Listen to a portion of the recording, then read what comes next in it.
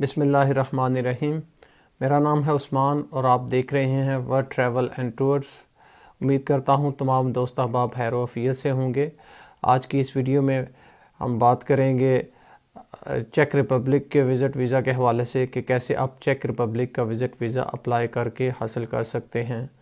Check Republic के visit visa के लिए कौन कौन से डॉक्यूमेंट्स आपको चाहिए होंगे और ये इसका वीज़ा कहाँ पे प्रोसेस होता है, कैसे आप अप्लाई कर सकते हैं और इसका प्रोसेसिंग टाइम कितना है और इसकी वीज़ा फ़ी कितनी है और इसकी अपॉइंटमेंट आप कैसे हासिल कर सकते हैं।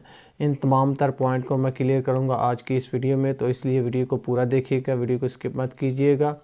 जो दोस्त नए हैं चैनल पे, चैनल को सब्सक्राइब कर दीजिएगा और साथ में बेल आइकन को प्रेस कर दीजिएगा ताकि इस तरह के मज़ीद इन्फॉर्मेटिव वीडियो आपको बर वक्त मिल सकें। तो बात करते हैं चेक रिपब्लिक के विज़िट वीज़ा के हवाले से कि इसके लिए कौन कौन से डॉक्यूमेंट्स रिक्वायर्ड होंगे आपको।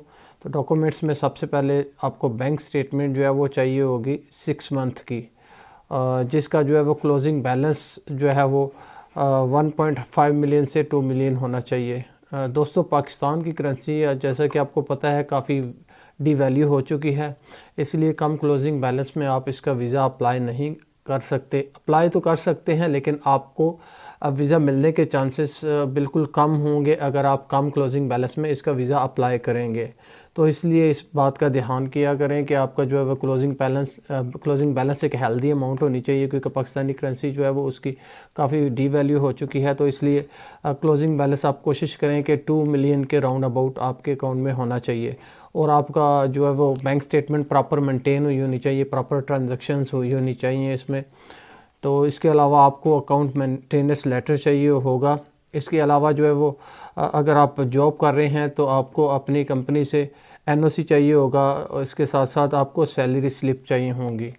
अगर आप बिज़नेस करते हैं तो आपको एनटीएन चाहिए होगा, इसके साथ साथ आपको टैक्स रिटर्न चाहिए होंगे जो आपने फ़ाइल किए हैं। हाँ, इसके अलावा जो है वो एक अहम डॉक्यूमेंट इसका जो है वो ट्रैवल हेल्थ इंश्योरेंस आपको चाहिए होगी, जिसकी कवरेज जो है वो मिनिमम 30,000 यूरो होने चाहिए या फिर 50,000 अमेरिकन डॉलर होनी चाहिए। इसके अलावा जो है वो आपको आपके जो है डॉक्यूमेंट्स में से आपका पासपोर्ट जो है वो इसकी वैलिडिटी एटलीस्ट 6 मंथ या इससे ज़्यादा की होनी चाहिए और इसके 3 ब्लैंक पेज होने चाहिए। इसके अलावा आपके आईडी कार्ड की कॉपी जो है वो इसके साथ अटैच होगी। आपकी जो है वो रीसेंट कलर फ़ोटोग्राफ जो है वो आपको चाहिए होगी, जिसका साइज़ जो है वो 45 बाय 35 mm होना चाहिए।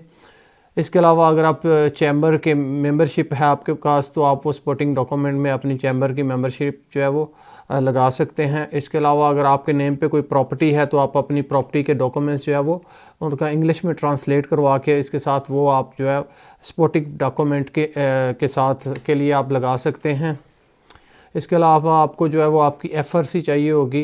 एफआरसी अगर आप सिंगल हैं तो आपको बाय बर्थ जो है वो चाहिए होगी, जो कि आपके पेरेंट्स और आपके सिबलिंग यानी आपके बहन भाई और फादर मदर के साथ जो है वो होगी, वो एफआरसी आपको चाहिए होगी। और अगर आप मैरिड हैं तो फिर आपको जो है वो एफआरसी चाहिए होगी बाय बर्थ और इसके साथ साथ एफआरसी बाय मैरिड, यानी कि आपके चिल्ड्रन और आपकी वाइफ के साथ जो है वो आपकी एफआरसी जो होती है वो एफआरसी आपको चाहिए होगी। इसके अलावा जो है वो आप कवर लेटर जो है वो लिखेंगे, वीज़ा रिक्वेस्ट लेटर जो है वो आप देंगे। इसके अलावा आप जो है वो अपना ट्रैवल प्लान जो है वो आपको प्रोवाइड करेंगे। तो इसका वीज़ा हासिल करने के लिए आपको जो अपॉइंटमेंट चाहिए होगी, इसकी अपॉइंटमेंट जो है वो इसका वीज़ा आप 2 तरह से अप्लाई कर सकते हैं। एक तो आप डायरेक्ट एम्बेसी में एक तो आप अप्लाई कर सकते हैं और दूसरा जो है वो आप वीएफएस ग्लोबल में यानी कि फेडेक्स जेरी भी जिसे आप बोलते हैं वहाँ पे आप इसका वीज़ा अप्लाई कर सकते हैं। तो अपॉइंटमेंट जो है वो आपको वीएफएस से ही मिलेगी, एम्बेसी की भी। और अगर आप इसका वीज़ा जो है वो वीएफएस में अप्लाई करना चाहते हैं तो वो भी आपको वीएफएस ग्लोबल से ही मिलेगी।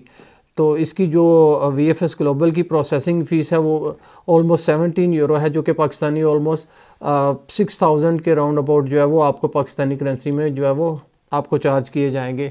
इसकी जो अपॉइंटमेंट है वो फ्री होती है या पेड, तो जी इसकी जो अपॉइंटमेंट है वो पेड होती है। तो इसके अलावा जो है आप इसकी जो वीज़ा फ़ी है वो जब आप अपनी एप्लीकेशन सबमिट करने जाते हैं तो वो आपको वीएफएस ग्लोबल में ही कैश की सूरत में अदा करने होते हैं 80 यूरो, जो कि पाकिस्तानी करेंसी में तकरीबन 24,000 रुपीज़ जो है वो आपसे चार्ज किए जाएंगे।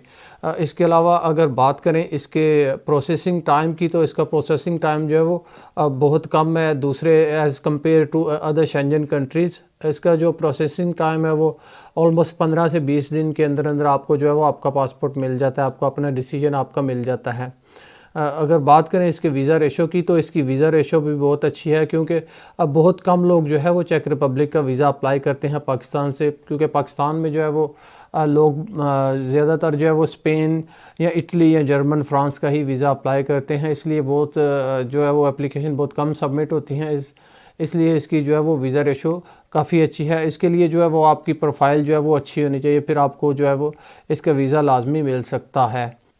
अगर आप हमारी सर्विसेज हासिल करना चाहते हैं तो इस दिए गए नंबर पर आप कांटेक्ट कर सकते हैं।